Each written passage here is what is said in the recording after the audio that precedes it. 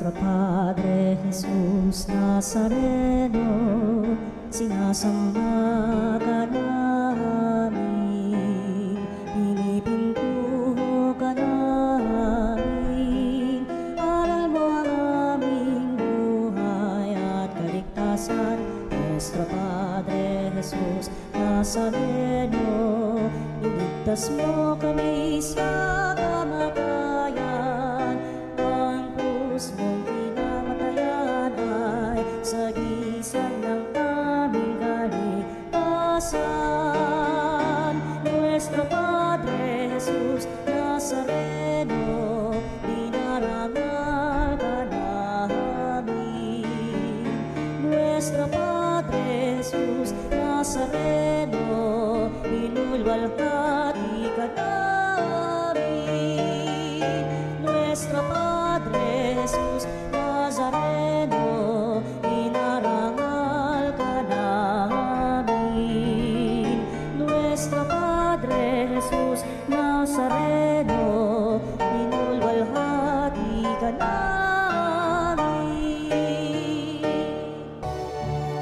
Ngayon magtipon, awitan ng Panginoon, sa piling sariwain, pagliligtas niya sa atin. Bayan nating alalahanin, panahong tayo'y inalipin, ng ngalan niya'y ating sambitin. Paano di tayo?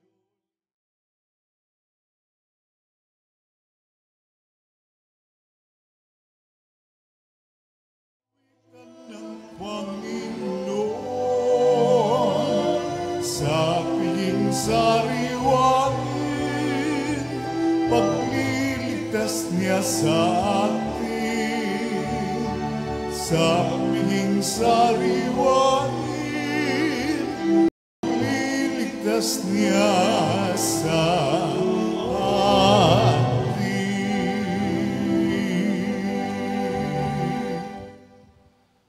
Sa ngalan ng Ama at ng Anak at ng Espiritu Santo. Amen. Ang pagpapala ng ating Panginoong Hesus Kristo, ang pag-ibig ng Diyos Ama, at ang pakikipagkaisa ng Espiritu Santo naway sumainyong lahat. At sumaiyo rin. Tayo po ay nasa ika-30 linggo sa karaniwang panahon at ito po ay linggo para sa mga bilanggo. Mga kapatid, tinipon tayo bilang mga kaanib na angkan ng Diyos.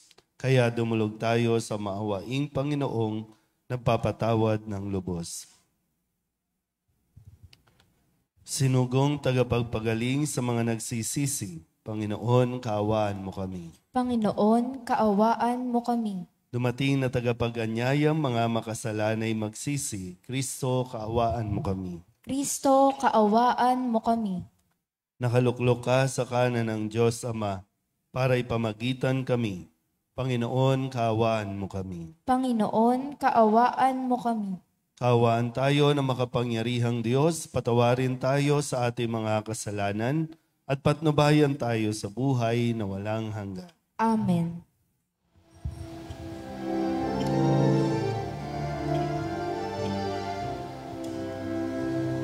Luwalhati sa Diyos sa kaitaasan, kaloob sa luwa ay kapayapaan.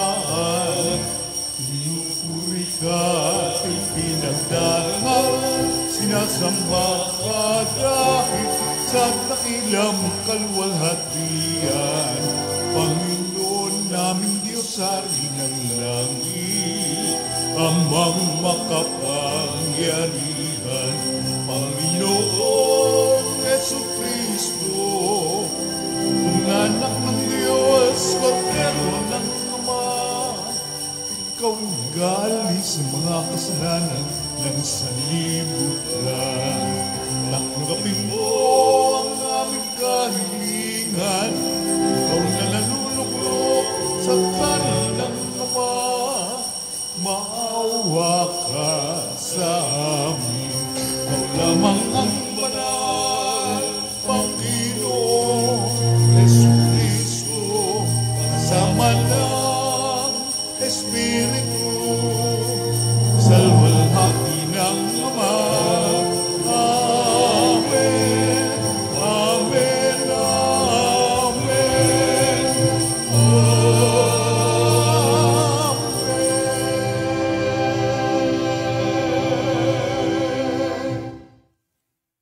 Manalangin tayo. Ama naming makapangyarihan, ang pananampalataya, pag-asa at pag-ibig namin ay iyong dagdagan at gawin mong mahalin namin ang iyong mga kautusan upang sa mga pangako mo kami maging dapat makinabang sa pamamagitan ni Jesucristo kasama ng Espiritu Santo magpasawalang hanggan. Amen. Umupo po ang lahat. Nakaranas ang mga Israelita ng matinding paghihirap sa pagkakatapon nila sa Babylonia. Ngunit ayon sa propetang si Jeremias, ililigtas sila ng Panginoon at ihahatid sila pauwi sa kanilang talagang bayan. Pagbasa mula sa aklat ni Propeta Jeremias. Ito ang sinasabi ng Panginoon. Umawit kayo sa kagalakan, alang-alang kay Jacob. Ipagbunyi ninyo ang pinakadakilang bansa. Magpuri kayo at inyong ipahayag na iniligtas ng Panginoon ang kanyang bayan, ang mga nalabi sa Israel. Narito, sila'y ibabalik ko mula sa hilaga. Titipunin ko sila mula sa mga sulok ng sanlibutan, kasama ang mga bulag at mga pilay, ang mga inang may pasususuin, pati yaong malapit ng mga anak, sila'y talagang napakarami. Uuwi silang nag-iiyakan habang daan na nanalangin samantalang inaakay ko. Dadalhin ko sila sa mga bukal ng tubig, pararaanin sa maayos na landas upang hindi sila madapa. Pagkat ang Israel ay para kong anak, at si Ephraim ang aking panganay. Ang salita ng Diyos. Salamat sa Diyos. Salmong tugunan, gawa ng Diyos ay dakila, kaya tayo'y natutuwa.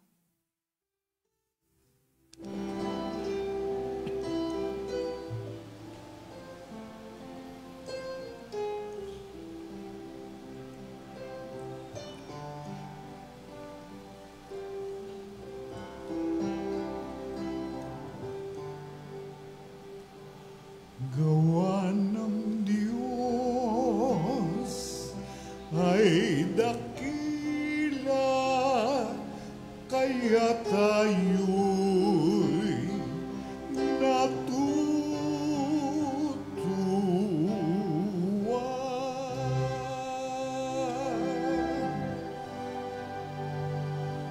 Gawa ng Diyos ay dakila, kaya tayo'y natutuwa.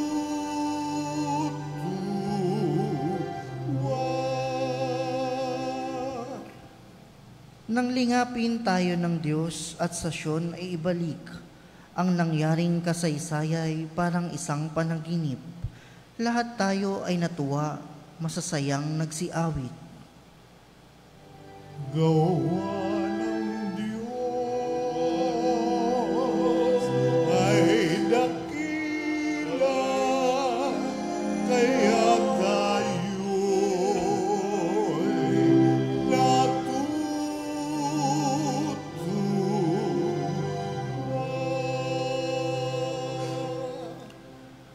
Ang sabi ng mga bansang nagmamasid sa paligid, anong ginawa ng Diyos nila ay dakila, anong rikit? Dakila ngang masasabi, pambihira ang ginawa. Kaya naman kami ngayon, kagalakay di kawasa. Gawa ng Diyos ay dakila, kaya tayo'y natutuwa.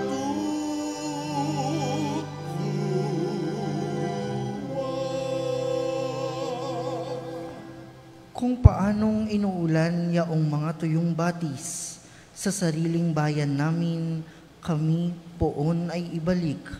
Silang mga nagbubukid na nagtanim na may luha, bayaan mo na mag-aning masasaya't natutuwa. gawa ng Diyos ay dakila, kaya tayo'y natutuwa.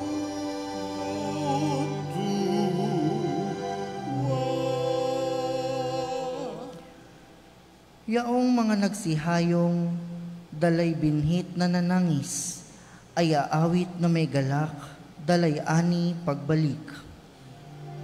Gawa ng Diyos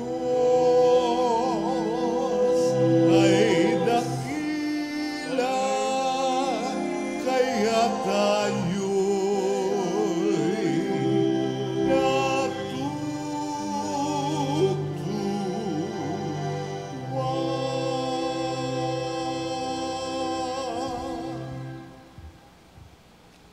Dahil nakibahagi si Jesus sa ating kahinaan nung siya'y naging tao, siya ngayon ang ating maawain at dakilang tagapamagitan sa harapan ng luklukan ng Diyos. Pagbasa mula sa sulat sa mga Hebreo. Ang bawat dakilang saserdote ay pinili sa mga tao at itinalagang maglingkod sa Diyos para sa kanila upang maghandog ng mga kaloob at mga hain dahil sa mga kasalanan. Mahinahon niyang napapakitunguhan ang mga mangmang at nanliligaw ng landas, sapagkat siya'y mahina rin. At dahil sa kanyang kahinaan, kinakailangang siya'y maghandog ng hain, hindi lamang para sa kasalanan ng mga tao, kundi para sa kasalanan din niya. Ang karangalan ng pagiging dakilang saserdote ay hindi maaaring kamtan ninuman sa kanyang sariling kagustuhan. Ang Diyos ang humihirang sa kanya tulad ng pagkahirang kay Aaron. Gayon din naman, hindi si Kristo ang nagtaas ng kanyang sarili sa pagiging dakilang saserdote. Siya ay hinirang ng Diyos na nagsabi sa kanya, "Ikaw ang aking anak, ako ang iyong ama." Sinasabi rin niya sa ibang bahagi ng kasulatan, "Ikaw ay saserdote magpakailanman, ayon sa pagkasaserdote ni Melkisedek." Ang salita ng Diyos. Salamat sa Diyos. Tumayo po ang lahat.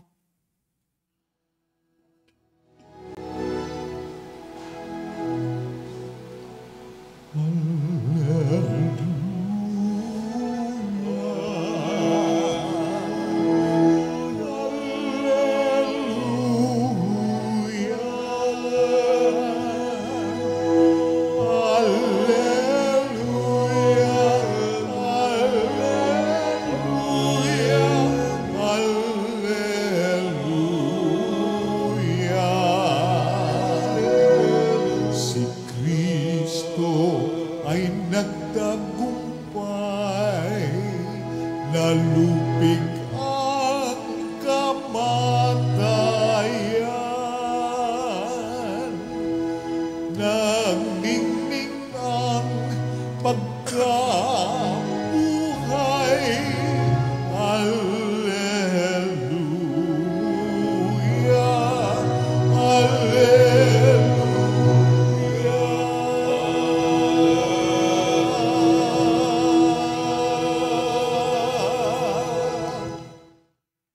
Sumainyo ang Panginoon. At sumaiyo rin. Ang mabuting balita ng Panginoon ayon kay San Marcos. Papuri sa iyo, Panginoon. Noong panahong iyon, dumating si Jesus sa Jericho, kasama ang kanyang mga alagad at marami pang iba. Nang umaalis na sila roon, may naraanan silang isang bulag na nakaupo sa tabi ng daan at namamalimos. Siya'y si Bartimeo, anak ni Timeo.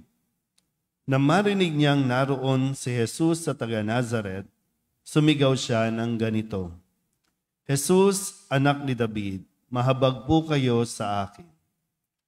Pinagsabihan siya ng mga tao at pinatatahimik, ngunit lalo pa siyang nagsisigaw, "Anak ni David, mahabag po kayo sa akin." Tumigil si Jesus at kanyang sinabi, "Tawagin ninyo siya." At tinawag nga nila ang bulag. "Lakasan mo ang iyong loob," sabi nila. "Tumindig ka." Ipinatatawag kanya. Iniwaksi niya ang kanyang balabal, paluksong tumayo at lumapit kay Jesus. "Ano ang ibig mong gawin ko sa iyo?" tanong sa kanya ni Jesus. Sumagot ang bulag, "Guro, ibig ko po sanang makakita." Sinabi ni Jesus, "Humayo ka, magaling ka na dahil sa iyong pananalig." Noon di nakakita siya at sumunod kay Jesus. Ang mabuting balita ng Panginoon. Pinupuri ka namin, Panginoong Hesukristo. Isang magandang umaga po sa inyong lahat. Tayo po ngayon ay nasa 31 linggo sa karaniwang panahon at ating pong iniaalay ang linggong ito para sa lahat ng mga nasa bilangguan na nananalangin din na sila ay mabigyan ng panibagong pagkakataon para sa kanila pong buhay. Nung nakalipas na linggo, ang narinig natin na lumapit ang mga alagad ni Jesus sa kanya. Ang tanong ay sa kanila kung ano ang kanilang nais. Ang lumapit sila at ang sabi nila, "Nais po sana naming hilingin sa inyo na maupo kami sa kanan at sa kaliwa kapag ikaw ay naghahari na."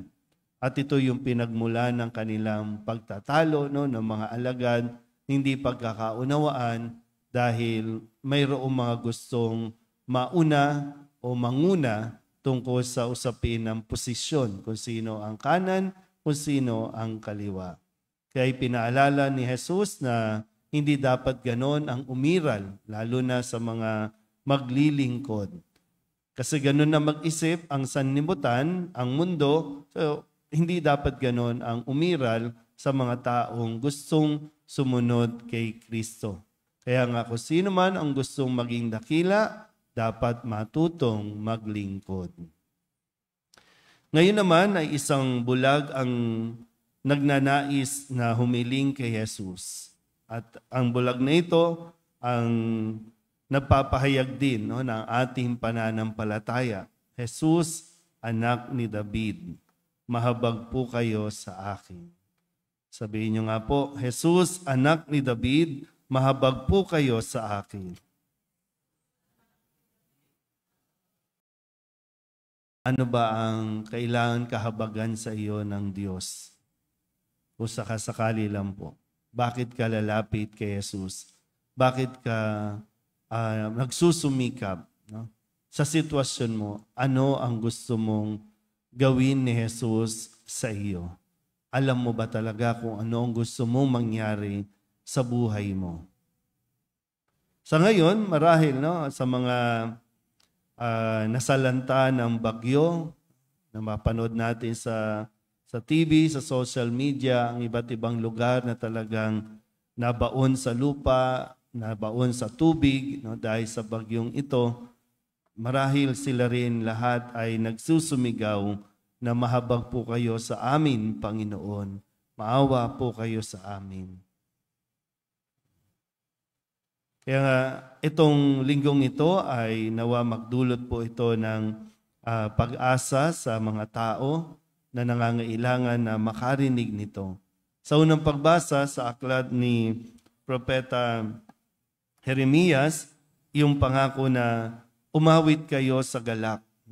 Umawit kayo alang-alang kay Jacob. Ipagbunin nyo ang pinakadakilang bansa.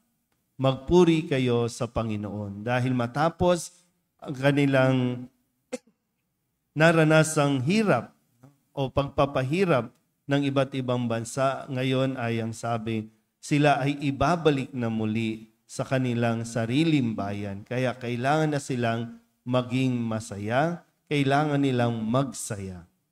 Di ba? Napakasarap din na ipahatid sa mga nasalanta ng bagyo na maibabalik din lahat yan ng Diyos. Kung ano man ang nawala, kung ano man ang naging epekto nito, ibabalik nito ng Diyos sa atin. Pero katulad nga po ni Bartimeo, sana ang hilingin natin ay yung tayo po ay lubusang ding makakita. Makita natin ang sitwasyon. Yung gusto natin makita natin ang sitwasyon. Pero ang problema ay kung magbubulag-bulagan tayo sa mga nangyayari.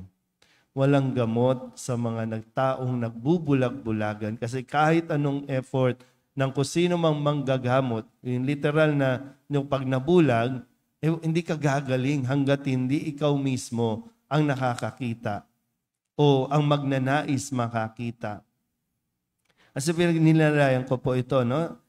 Sa tradisyon at kultura noon, kapag ang isang tao ay ipinanganak na bulag, ang kanilang pananaw, ibig sabihin, yung mga magulang niya may kasalanan.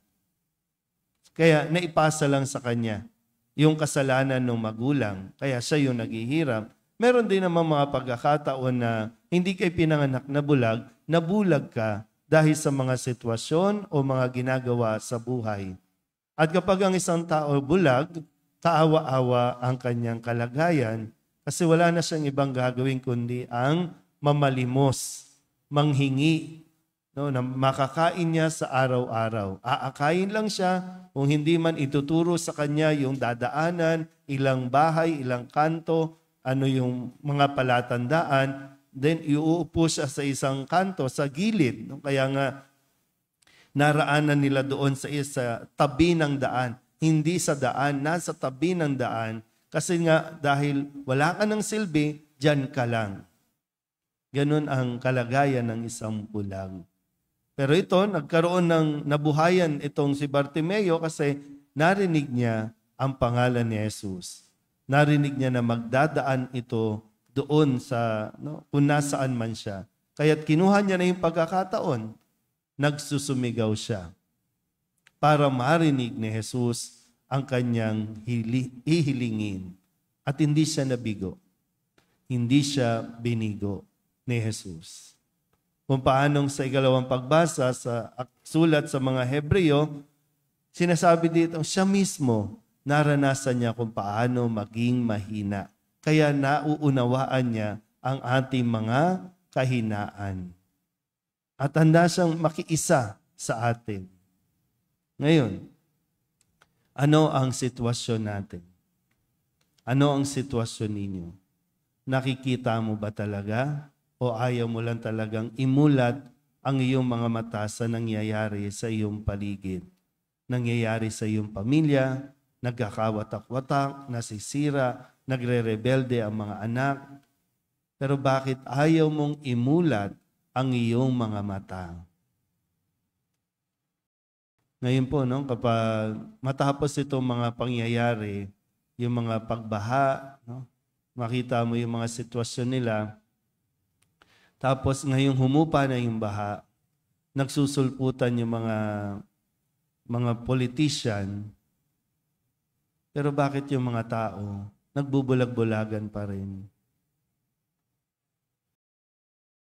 Parang, ano na nangyari? Wala nangyari. Kasi, hindi ko alam kung ano ba, magandang bagay ba yun na nang dumating ang politician sa inyo, nakalimutan nyo kung paano kayo nagutom, nakalimutan ninyo paano kayo mag-agaw buhay, tapos nung dumating, in-entertain nyo pa, binigyan nyo pa ng special treatment, itong mga politician na ito, mga lingkod bayan, sila pa yung inasikaso, hindi sila ang nag-asikaso.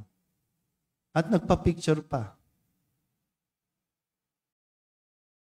Ano ba talaga? Ayaw ba talaga natin tingnan yung sitwasyon? Ano nang gagawin? Kaya mahirap yung, gusto mo ba talagang maging maayos ang buhay mo o ayaw mo? Minsan may mga tao po na kapag nabulag o bulag, isa sa mga kapansanan po, minsan may mga tao na kontento na doon na lang. Nasanay na ito na, okay na ako dito, okay na ako. Nasanay na siya ng ganun. Ayaw nang gumaling kasi nga nasanay na siya ay tinutulungan. Naiintindihan niyo po ba?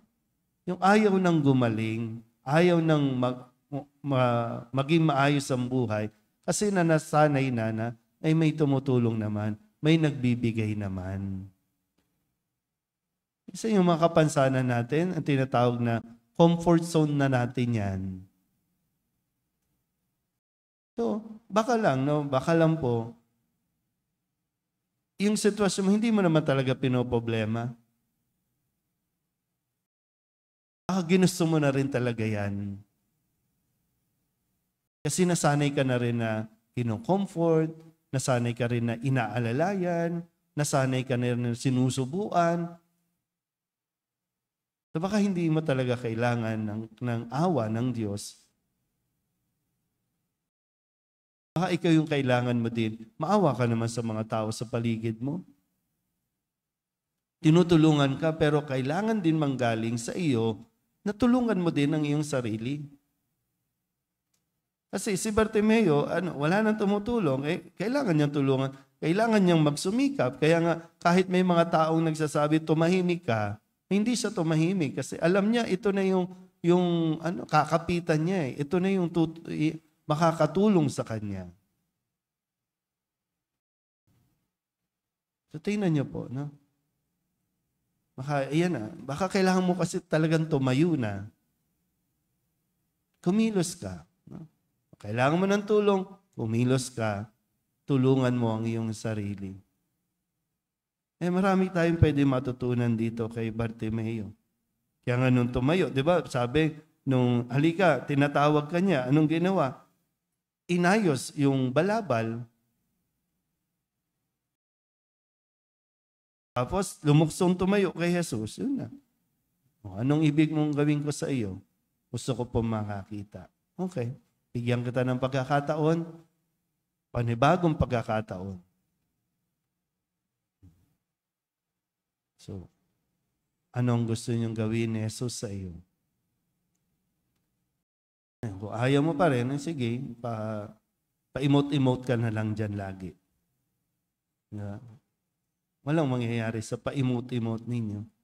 Okay lang naman, umiyak ka. Pero pagkatapos niyan, kilos, bangon na. Tumindig ka na. Kasi habang may buhay, may pag-asa. Kumpleto ka pa. Kumpara sa iba, yung ibang may kapansanan, mas napapakinabangan pa kaysa ikaw na kumpleto ka naman, pero kulang ka lang sa tulak. No? Kulang ka lang sa push.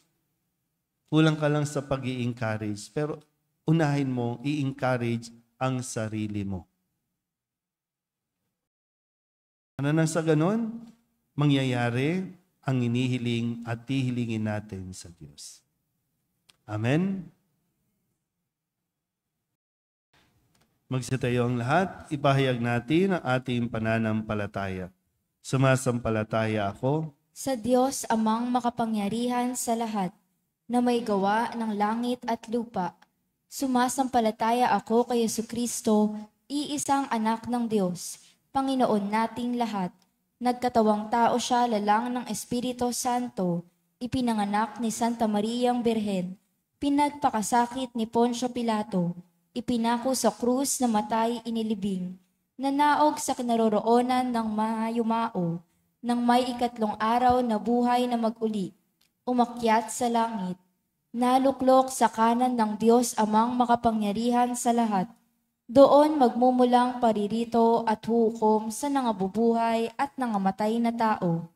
Sumasampalataya naman ako sa Diyos Espiritu Santo, sa banal na simbahang katolika, sa kasamahan ng mga banal, sa kapatawaran ng mga kasalanan, sa pagkabuhay na muli ng nangamatay na tao, at sa buhay na walang hanggan. Amen. Mga kapatid, si Jesus ay nagpakita ng matinding awa at tabag sa mga makasalanan at mahihirap.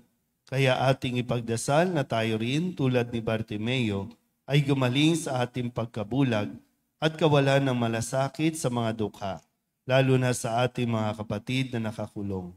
Ang ating itutugon, Panginoon ng liwanag, pagalingin mo kami. Panginoon ng liwanag, pagalingin mo kami. para sa simbahang laganap sa buong daigdig. Gabayan po ninyo si Papa Francisco, ang mga obispo, mga pari, at mga taong inilaan bilang makapangyarihang instrumento ng iyong mapagpalayang pag-ibig. Dalangin namin na kanilang laging tutulungan ang aming mga kapatid na nakabilanggo at matutuhan nilang tumulad sa Panginoon. Manalangin tayo. Panginoon ng liwanag, pagalingin mo kami. Para sa ating pamahalaan, naway maging mahabagin ito sa mga taong pinagkaitan ng kalayaan at tumugon ito sa kanilang mga pangangailangan. Dalangin naming gumawa sila ng mas mahusay na mga hakbang para sa kapakanan ng mga PDL. Pagpalain po ninyo ang mga autoridad mula sa Bureau of Jail Management and Penology, Bureau of Corrections, mga gobernador ng lalawigan, at ang kanilang mga itinalagang tauhan sa mga piitan upang sila ay laging maging mahabagin at maunawain sa pangangasiwa ng mga PDL. Manalangin tayo. Panginoon ng liwanag, pagalingin mo kami. Para sa mga taong pinagkaitan ng kalayaan, ang mga parolado, ang mga pinagkalooban ng pardon o executive clemency, at mga nasasubok laya o probation, lalo na ang mga nakapiit o naparusahan ng walang pagkakasala sa batas at nagkamali lamang ang Estado. Ikaw man, Panginoon, ay inosente at isinakdal sa bisa ng kasinungalingan. Nabubuhay sila na may napakaraming mental, emosyonal at pisikal na suliranin. Naway ibuhos mo ang iyong awa upang aliwin sila at pukawin upang magbago ng kanilang buhay bilang kanilang paghahanda para makalaya. Nagdarasal kami para sa pagkakasundo sa kanilang mga pamilya at lipunan. Manalangin tayo. Panginoon ng liwanag, pagalingin mo kami. Para sa mga nasa kulungan na namatay loob sa iba't ibang dahilan, idinadalangin namin na mga kaluluwang ito, bigyan mo sila ng maawaing paghatol at walang hanggang kapahingahan. Manalangin tayo. Panginoon ng liwanag, pagalingin mo kami. Dulog din natin sa Panginoon ang ating mga personal na kahilingan at mga panalangin para sa ating mga pamilya. Kasama din ang mga kahilingan ng mga nanonood sa online. Lahat ng mga misang pasasalamat, special na intensyon, agarang paggaling ng mga may sakit, lahat ng mga kaluluwa, at ganoon din para sa pagbangon ng lahat ng mga na salanta ng Bagyong Christine.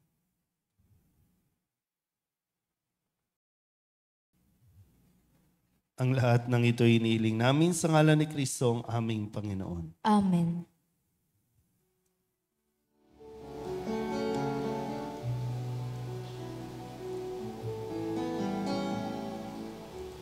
Panginoon, aming alay, itong alay at tinapay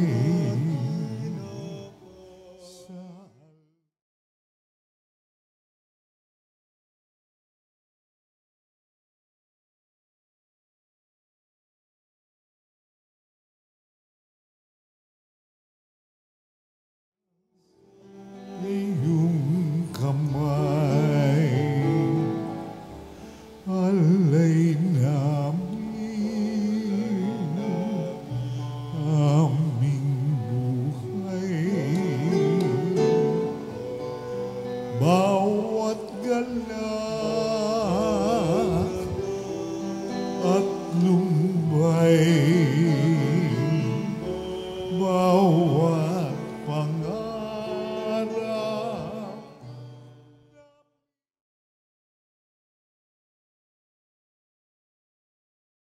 sa palad mo ilalagay. Manalangin kayo mga kapatid upang paghahain natin ay kalugdan ng Diyos Amang makapangyarihan. Tanggapin nawa ng Panginoon itong paghahain sa iyong mga kamay. sa kapurihan niya at karangalan sa ating kapakinabangan at sa buong sambayanan niyang banal.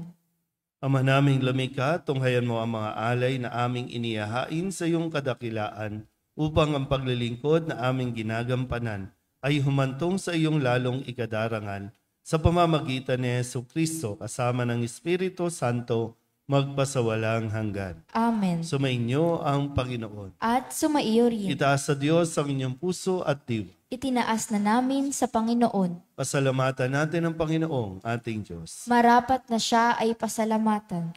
Ama naming makapangyarihan, tunay nga marapat na ikaw ay aming pasalamatan. Sa pamamagitan ni Jesucristo na aming Panginoon, lubang nabagbag ang kanyang loob sa pagkakamali ng tao sa sansinukom, kaya't minabuti niyang siya'y ipanganak ng birheng bukod mong pinapala sa babaing lahat. Sa labi ng imbing kamatayan, kami ay inagaw ng namatay mong anak. Sa pagkabuhay niya, kami kanyang binuhay, upang kaugnayan namin sa iyo'y huwag magwakas. Kaya kaysa ng mga anghel na nagsisiawit ng papuri sa iyo, nang walang humpay sa kalangitan, kami nagbubunyi sa iyong kadakilaan.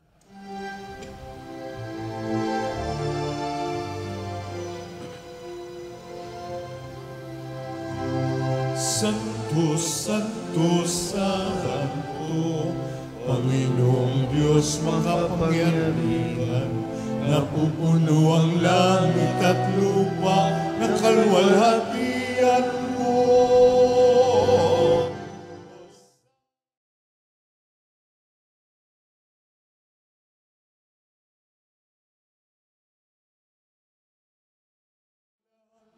Pariligo sa ngalan ng Panginoon, Hosana sa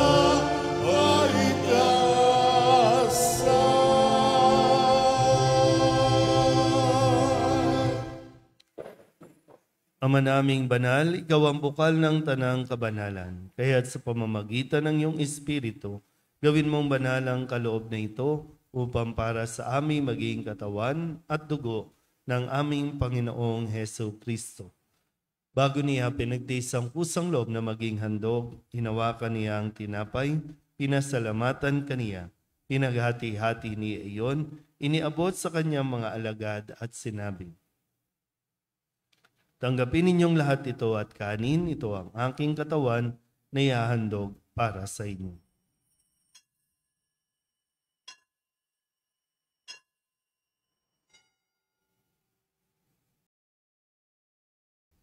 Gayun din naman ang matapos ang hapunan, hinawakan niya ang kalis, muli kaniyang pinasalamatan. Iniabot niya ang kalis sa kanyang mga alagad at sinabi, "Tanggapin ninyong lahat ito at inumin. Ito ang kalis ng aking dugo, ng bago at walang hanggang tipan. Ang aking dugo na bubuhos para sa inyo at para sa lahat, sa ikapagpapatawad ng mga kasalanan. Gawin ninyo ito sa pag-alaala sa akin."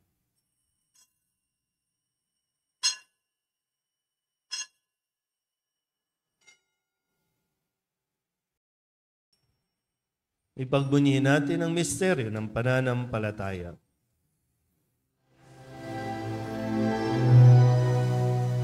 Sa krus mo at pagkabuhay, kami natubos mong tunay.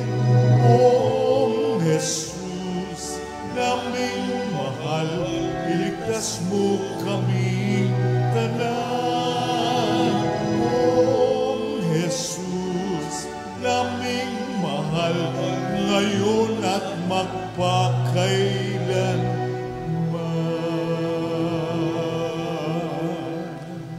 Ama, ginagawa namin ngayon ang pag-alaala sa pagkamatay at muling pagkabuhay ng iyong anak. Kaya't hinaalay namin sa iyo ang tinapay na nagbibigay buhay at ang kalis na nagkakaloob ng kaligtasan.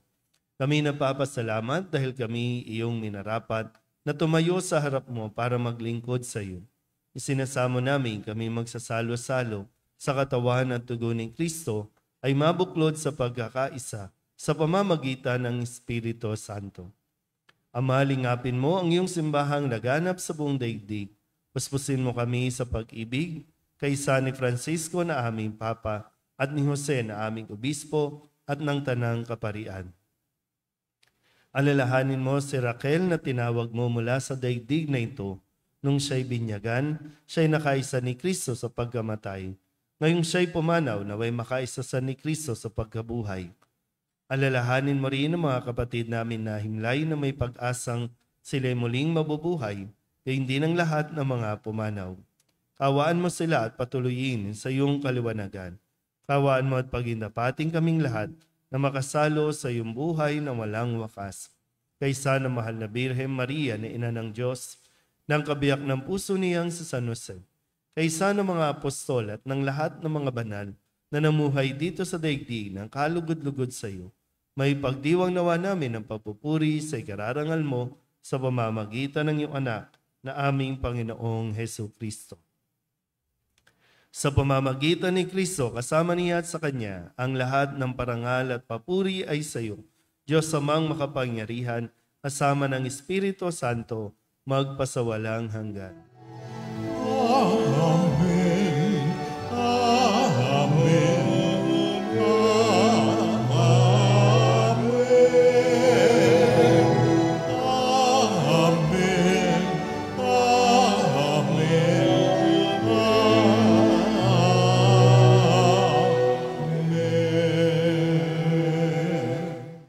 Sa tagubilin ng mga nakagagaling na utos at turo ni Jesus sa Panginoon natin at Diyos, ipahayag natin ang lakas loob.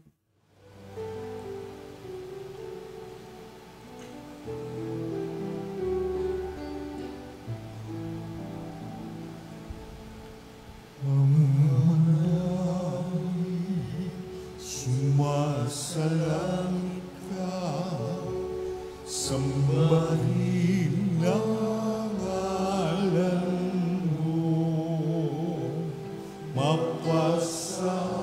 mapasamin ang kaharian.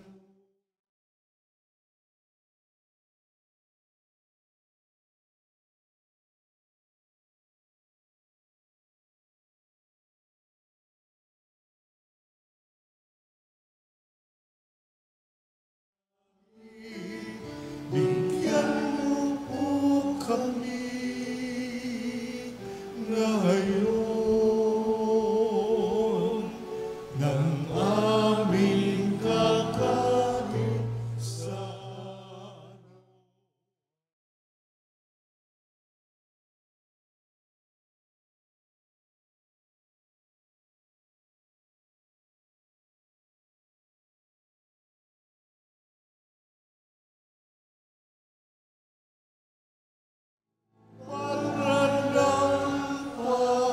Pampatawad namin sa nagkakasala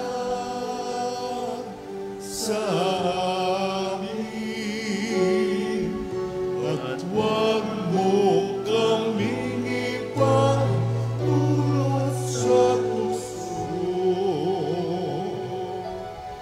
at iadya kami sa lahat ng masama. Hinihiling namin kaming iadya sa lahat ng masama, pagkalooban ng kapayapaan araw-araw, iligtas sa kasalanan, at ilayo sa lahat ng kapahamakan, samantalang aming pinananabikan ang dakilang araw ng pagpapahayag ng tagapagligtas naming si Hesus Kristo. Sapagkat sa iyo ang kaharian, kapangyarihan at kapurihan, ngayon at magpakailanman. Ngayon at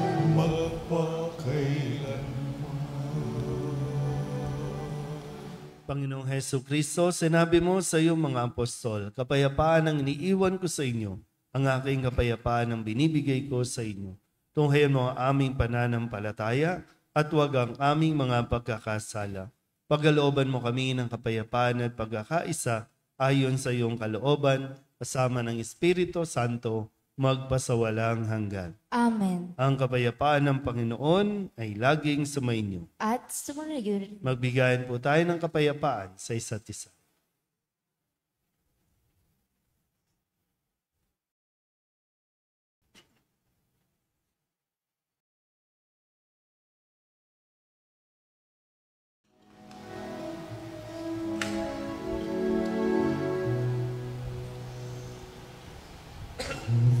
Pero ng Diyos na nag-alis ng mga kasalanan ng mundo,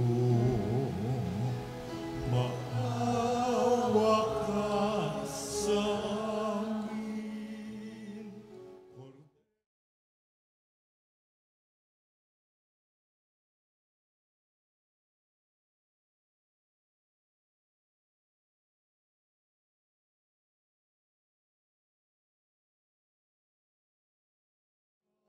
Kasalanan ng mundo,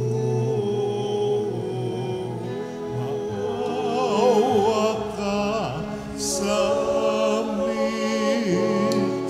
Kordero ng Diyos, maawa ka. Kordero ng Diyos na nag-alis.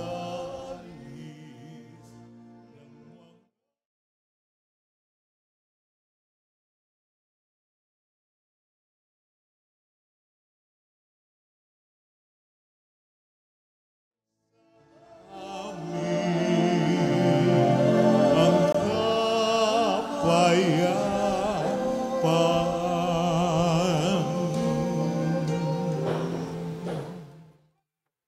Ito ang kordero ng Diyos. Ito ang nag-aalis ng kasalanan ng sanlibutan. Mapalad ang mga inaanyayahan sa kanyang piging. Panginoon, hindi ako karapat-dapat na magpatuloy sa iyo. Ngunit sa isang salita mo lamang ay gagaling na ako.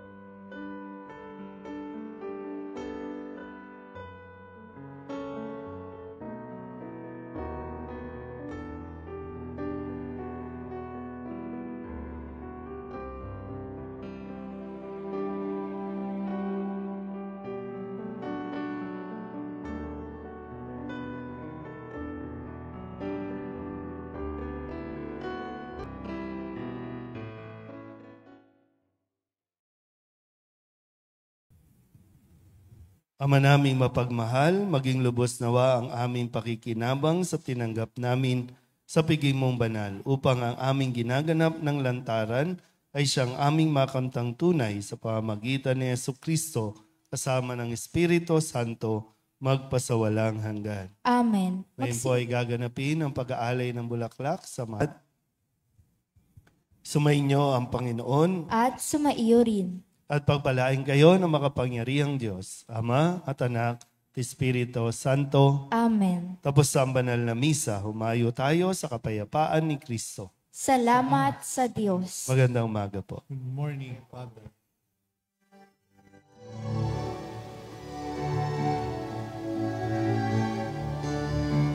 Walang sinumanang nabubuhay para sa sarili lamang.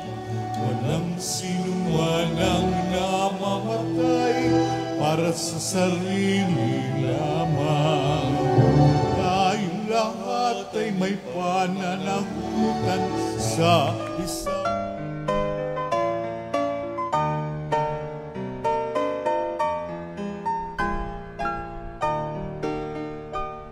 Nuestro Padre Jesus Nazareno, sinasamba ka namin, pinipintuho ka namin, aral mo ang aming buhay at kaligtasan.